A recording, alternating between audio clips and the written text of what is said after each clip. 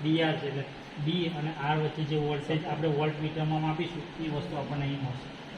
Y અને બી વચ્ચેના જે વોલ્ટેજ માપીશું એ મળશે. તો આ જેમ સ્વિચ બદલશે એમ વોલ્ટેજ અહીં બતાવશે. એમ કરંટમાં પણ જેમ જેમ કરંટ જે એમ્પિયરમાં જશે એ આર વાય બીમાં કરંટ બતાવશે.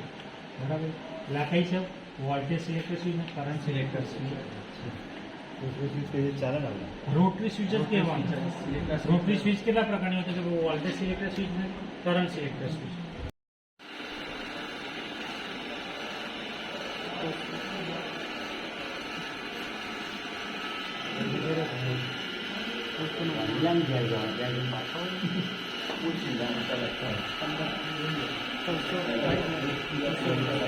Okay ready. બરાબર જો અહીંયા વી આગળ હું કરું પેલો કેબલ રાખું તો મારી પાસે એટલે કાઢી નાખેલું. બરાબર હવે મારે કરંટ માપવો રાઈટ. તો દેખો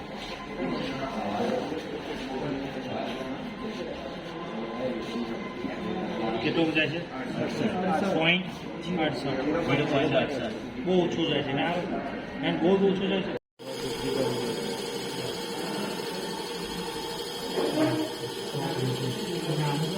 પ્રોગ્રામ કોઈ સેટઅપ આપણે એલઆઈડી વાળા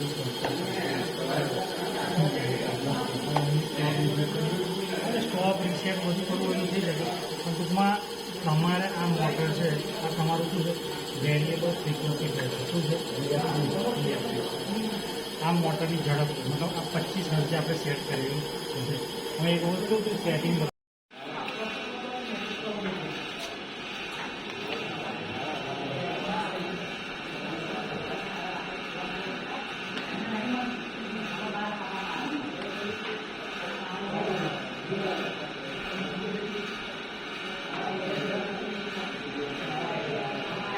હજુ સેજ હલી જાય ને તો જે